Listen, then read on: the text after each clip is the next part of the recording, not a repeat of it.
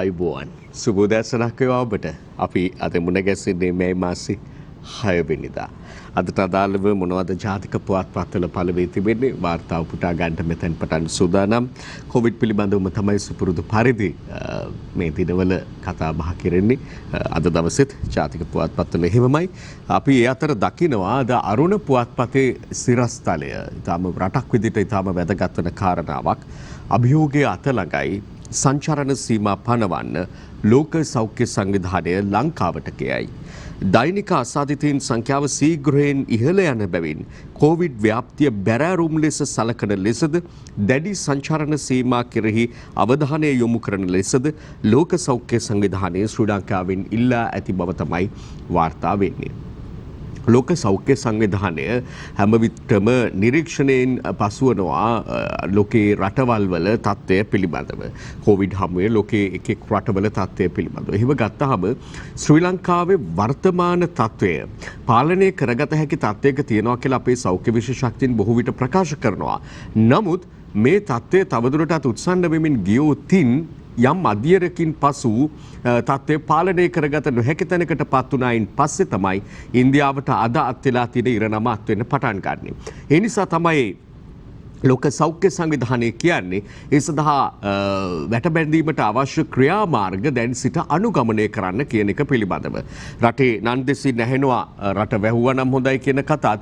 හැබැයි ඒ අතරතුරේදී රජයක් විදියට වර්තමාන රජය උත්සාහ කරන්නේ රට විවෘතව පවත්වා ගනිමින් ආසාදිතයෝ වැඩිමනක් මුණගැසෙන ප්‍රදේශ හඳුනාගෙන ඒ ප්‍රදේශ හුදකලා භාවයට පත් කරමින් මේ තත්ත්වය පාලනය කර ගැනීම සඳහා කටයුතු කිරීමේදී රජයට ඉතාම වැදගත් වෙන පියවරක් විදිහට අප දකිනවා මේ සංචාරන සීමා පැනවීමේ හැකියාවක් තිබෙනවා නම් දිස්ත්‍රික් සහ පළාත් අතර හුවමාරු වීම පාලනය කර ගන්නට යම් පුළුවන්කමක් තිබෙනවා නම් මොකද ඇතැම් දිස්ත්‍රික්කවල තත්ත්වය ඉතා බරපතලයි. ඇතැම් දිස්ත්‍රික්කවල තත්ත්වය බරපතල වෙමින් තිබෙනවා. ඇතැම් දිස්ත්‍රික්කවල තත්ත්වය සාමාන්‍ය මට්ටමේ පවතින ස්වරූපයකුත් දකින්න ලැබෙනවා සහ පළාත් පිළිබඳව සැලකීමේදී තත්ත්වය මේකයි. ඒ ප්‍රදේශය ආරක්ෂා කර ගැනීම සඳහාත් මේ පියවර ඉතාම වැදගත් එකක් බවට පත් වෙනවා. මේ සංචාරන සීමා පැනවීම පිළිබඳව අරුණ පුවත්පතේ එලෙස පළ වෙනකොට ලෝක සෞඛ්‍ය සංවිධානය සිය අවධානය ශ්‍රී ලංකාව වෙත යොමු කරලා ලක්රජයට දැනුම් දීම පිළිබඳව දිනමින පුවත්පත වාර්තා කරනවා.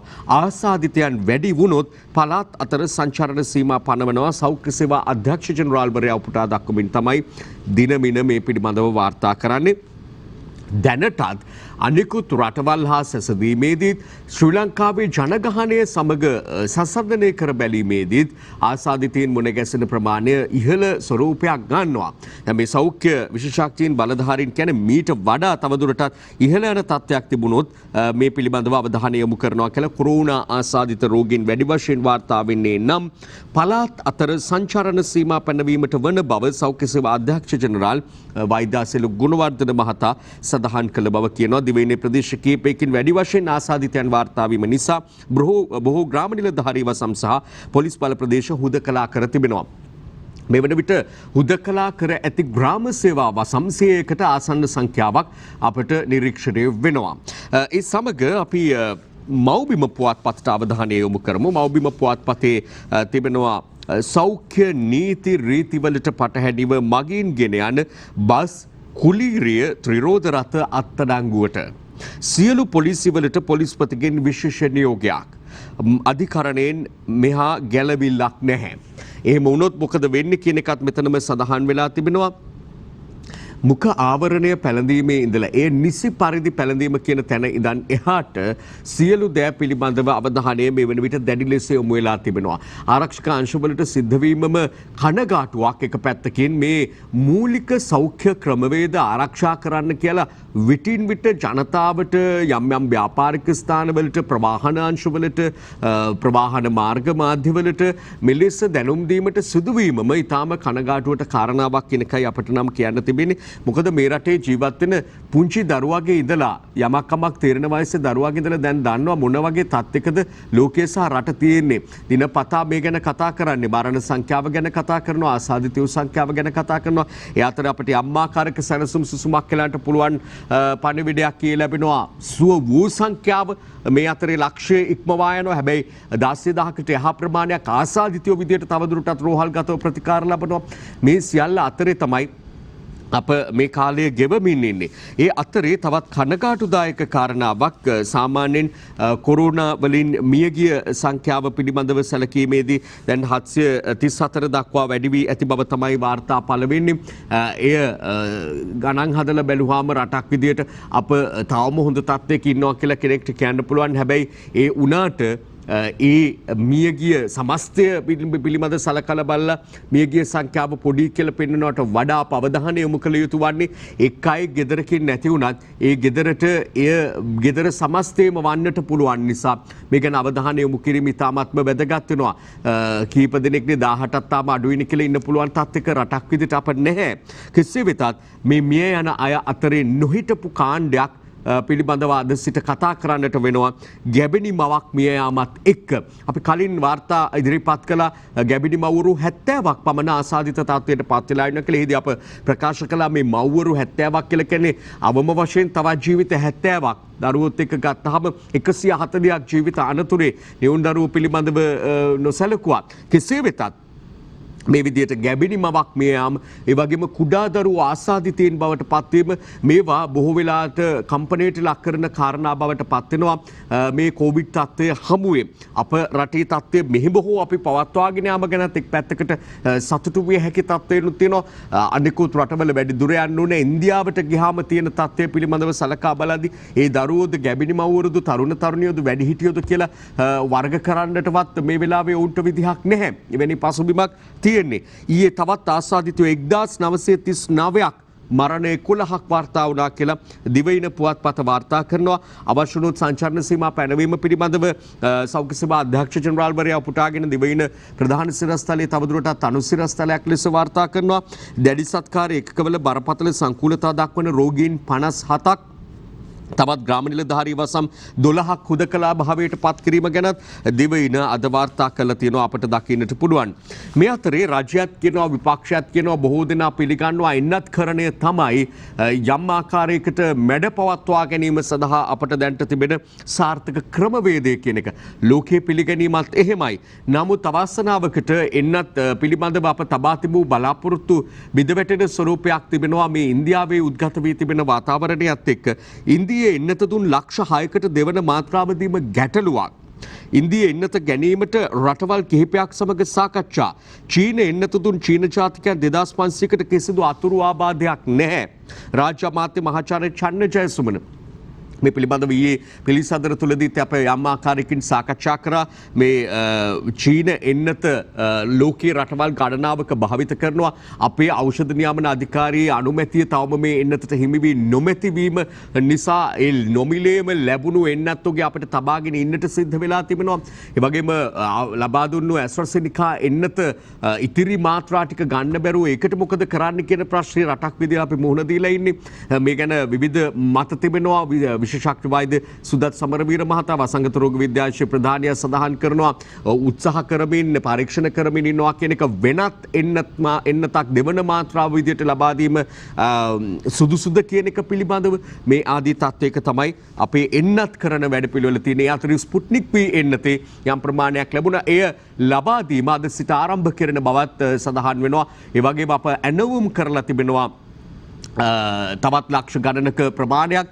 ඒවා ඉදිරියේදී ලබා දීම පිළිබඳව යම් පෙරහුරුවක් විදියට යම් සාම්පල පරීක්ෂාවක් විදියට සලකන්නට පුළුවන් මේ ලැබිලා තිබෙන ස්පුට්නික් V එන්නත ලබා දීම. කෙසේ වෙතත් මේ එන්නත්කරණය පිළිබඳව ගත්තාම සහ ලෝකයේ මේ ගෝලීය වසංගතයක් විදියට කොරෝනා වල වර්තමාන තත්ත්වය පිළිබඳව ගත්තාම ගෝලීය වසංගතයේ කේන්ද්‍රස්ථානයේ ඉන්දියාව බවට පත්වීම පිළිබඳ කාරණා මේ සියල්ල සැලකිල්ලට ගත්තාම අපට එකම එන්නතක් රට තුල සම්පූර්ණ සම්පූර්ණයෙන් භාවිත කරන්න සෞඛ්‍ය ඇමතිතුමිය කියපු විදිහට 60%ක් 63ක ජනතාවකට සම්පූර්ණයෙන්ම ඇස්ට්‍රාසෙනිකා එන්නතම ලබා දීමට හැකියාවක් නොමැති බව බොහොම පැහැදිලි කාරණාවක්. ඒ නිසා මේ සම්බන්ධව විශේෂඥතාවයක් ඇති අයගේ මැදිහත් වීමත් එක්ක සුදුසු පියවර අනුගමනය කිරීම තමයි සහ කඩිනමින් සඳහා කටයුතු කිරීම සහ ඇනවුම් කිරීම සඳහා යොහුසුළු වීම තමයි මේ වෙලාවේ වැදගත් වන කාරණාව. ඒ අතරේ පහුගිය කාලේ ඖෂධයක් විදිහට මේ පිළිබඳව කතාබහට ලක්වෙච්ච මතුවෙච්ච මේ ධම්මික පැණිය නමින් හඳුන්වපු ඖෂධය දේශීය ඖෂධයක් නිෂ්පාදනය වුණා. එය සායනික පරීක්ෂණ සඳහා යොමු කොට තිබුණා. අද වාර්තා කරන අද පුවත්පත ධම්මික පැණිය සායනික පරීක්ෂාවෙන් අසමත්ය කියලා. නමුත් මේ නිෂ්පාදකයා ධම්මික මහත්මයා මෙය ප්‍රතික්ෂේප කරනවා. ඔහු කියනවා ඒක කිසිසේත් වන්නට බෑ. ඊයේ දවසේ මේ පිළිබඳව වාර්තාව පළවීමත් එක්ක මාධ්‍යවුන්ගෙන් විමසීමේදී ඔහු සඳහන් කරන කාරණාව තමයි අදටත් බොහෝ දෙනා ඇවිල්ලා Tamanගෙන් මේක අරගෙන යනවා. සුව වුණු අය ඉන්නවා, ආසාදනයේ නොවුණු අය ඉන්නවා මේක ගත්ත නිසා. ඒ හින්දා එහෙම කියන්න බෑ කියලා. කෙසේ වෙතත් අප මේ පිළිබඳව පහුගිය දිනක යම් වෙනත් ඖෂධයක් නොවන ආහාරමය අතිරේකයක් පිළිබඳවත් කතා කරා. මේක පිළිබඳව දැන් ඒ ගැන සෑහෙන කතා බහක් තිබෙනවා. ගාල්ල කරාපිටිය වෛද්‍යවරුන්ගේ නිෂ්පාදනය පිළිබඳව මෙහිදීත් කියවුණු කාරණාව තමයි ඖෂධයක් විදිහට භාවිත කිරීමේ හැකියාවක් ඇත්තේ එන්නත පමණයි. අපිට ඖෂධ පිළිබඳව වෙන කතා කරන්න බෑ. පිළිගත්තු ඖෂධ කියලා අපිට නම් කරන්නට බෑ. නමුත් යම් ආහාරමය අතිරේක විදිහට දේවල් රට තුල පාවිච්චි කරන අවස්ථා විශේෂයෙන් දේශීය වෛද්‍ය ක්‍රමයේ තුල නිෂ්පාදනය වෙන අවස්ථා පිළිබඳව තොරතුරු තියෙනවා. ඒ කැප්සූලේ කරල නිෂ්පාදනය කරන්නේ දේශීය ඖෂධ වර්ග භාවිත කරමින් කියන එක සහ රටක් විදියට අපිට යම් අවකාශයක් තිබෙනවා ලෝකයේ ඇතැම් රටවලත් මේවට ඉල්ලුමක් තියෙද්දි අප රටක් විදියට මේවා පිළිබඳව සිතන පතන ආකාරය අවධානය යොමු කරන ආකාරයේ ගැටලු තිබෙනවා කියන එකත් ඔවුන් පෙන්වා දෙන ඊළඟ තත්වය. මේ අතරේ මේ අලුත් අවුරුදු පොකුර වර්ධනය වීමත් එක්ක පොකුරේ අද තත්වය පිළිබඳව අද පුවත්පත වාර්තා කරනවා 20875ක් දින කිහිපයක් ඇතුළත අවුරුදු සැමරුවා විතරයි තාම අපි ඒ සැමරීමේ තත්ත්වය දැන් හොඳ ආකාරවම පෙනෙන්න පටන් අරන් තියෙනවා. ඊයේ දිනේදී නව රෝගීන් 1897ක් වාර්තා වුණා කියලා තමයි අද පුවත්පත කියන්නේ.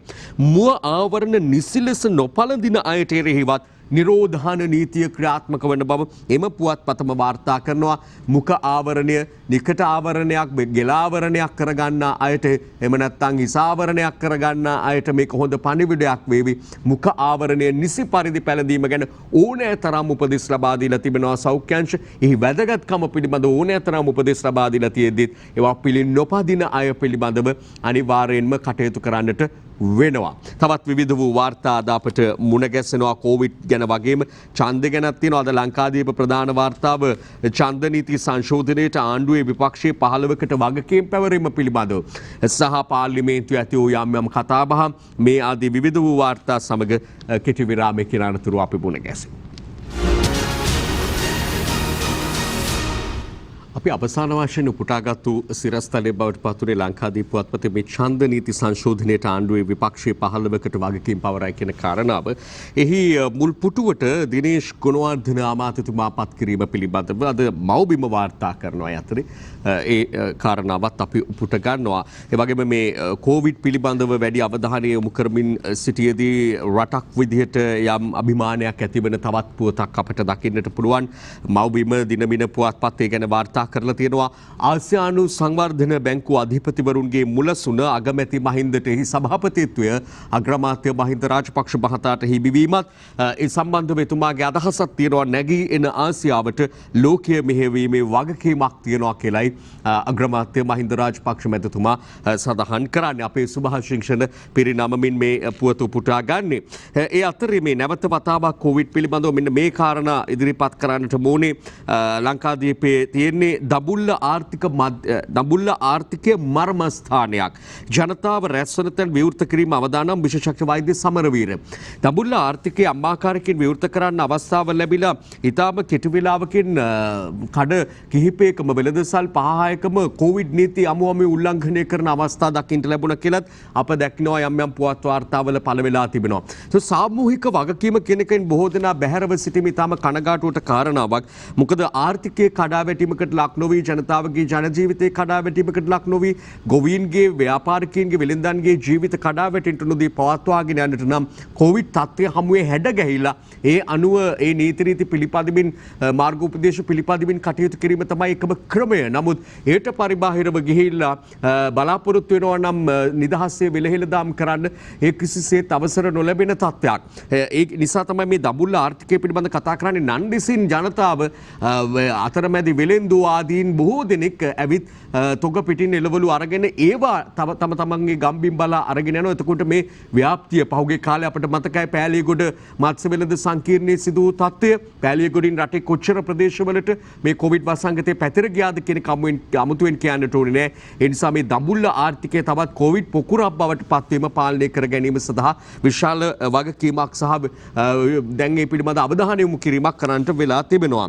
ඔය අතරේ තවත් විවිධ වාර්තා අපිට මේ අතරේදී මුණ ගැසෙවි. මව්බිම පුවත්පතේ තියෙන අලුත් ඇඳන් 1000ක් සූදානම් කියලා සෞඛ්‍ය අමාත්‍යතුමිය කරන ප්‍රකාශයකුත් ඒ වගේම ආණ්ඩුවේ එන්නත් කතා මට විශ්වාස නැහැ කියලා ලක්ෂ්මන් කිරියල්ල විපක්ෂී ප්‍රධාන සංවිධායකවරයා කියන කතාවකුත් අපිට දකින්නට පුළුවන්කම තිබෙනවා. ඔය අතරේ විපක්ෂ නායකවරයාගේ අවධානය යොමු වෙලා තිබෙනවා මේ වෙනත් කාරණාවලට වියදම් කරනවා වැඩි කියලා. අද දිවයින වාර්තා කරනවා කොවිඩ් පැතිරෙන මේ අවස්ථාවේ කෆීර අලුත් වැඩියා ජිම් කට්ටල ගන්න මුදල් වැය කරන්න එපා.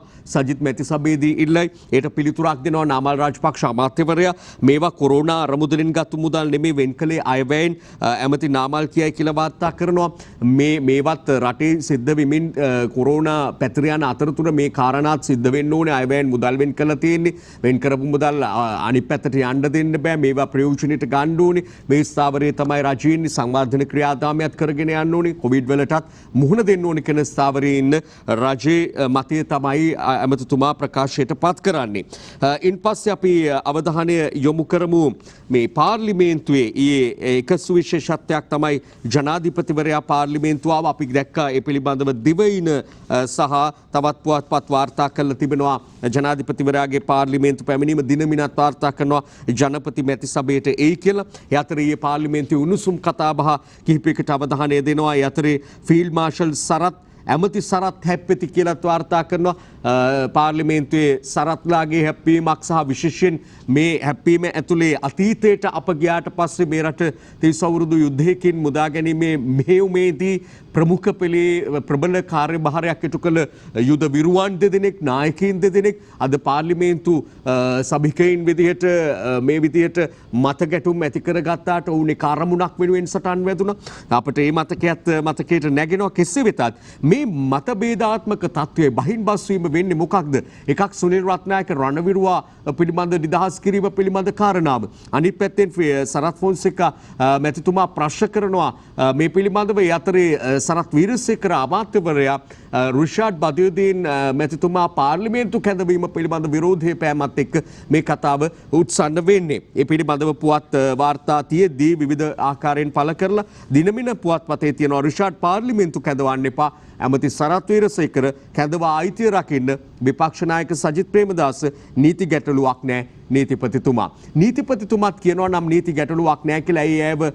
එතුමාව පාර්ලිමේන්තු ගෙන්නන්නේ නැත්තේ කියන එක තමයි ප්‍රශ්න කරන්නේ විපක්ෂය. ඒට යම් පිළිතුරක් අපට දකින්නට පුළුවන්කම තිබෙනවා.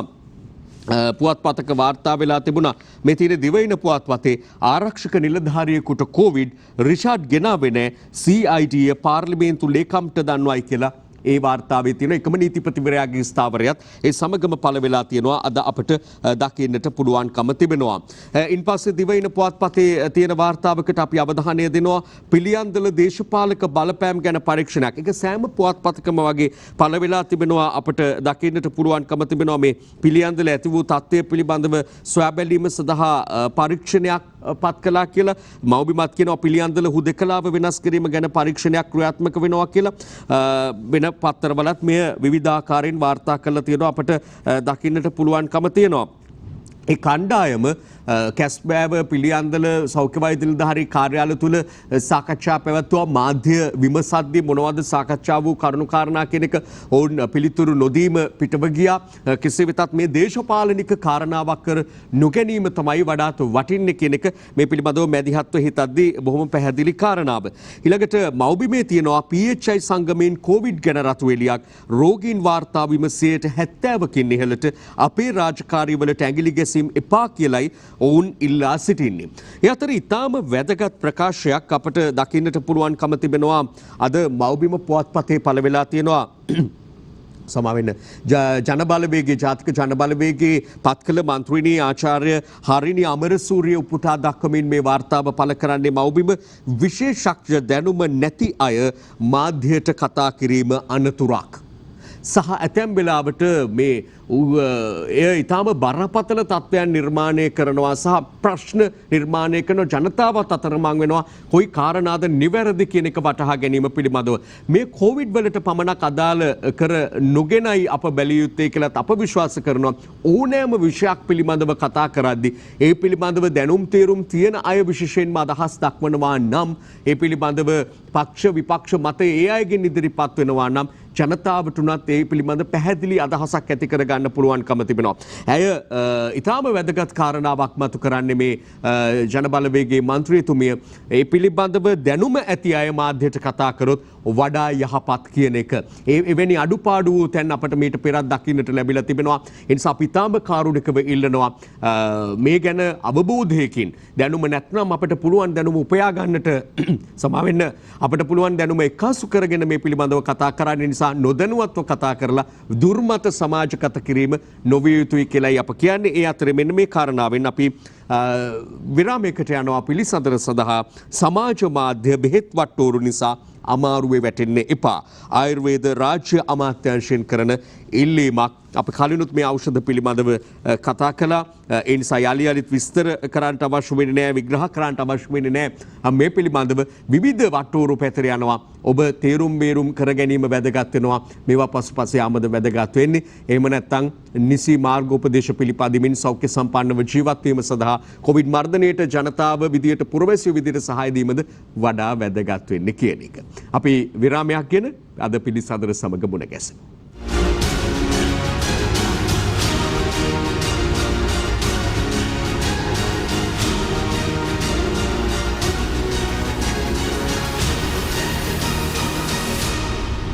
දිනපතා අලුත් වීඩියෝ සහ ප්‍රවෘත්ති නැරඹීමට ඉහත බටන් එක ක්ලික් කර සියත TV සබ්ස්ක්‍රයිබ් කරන්න.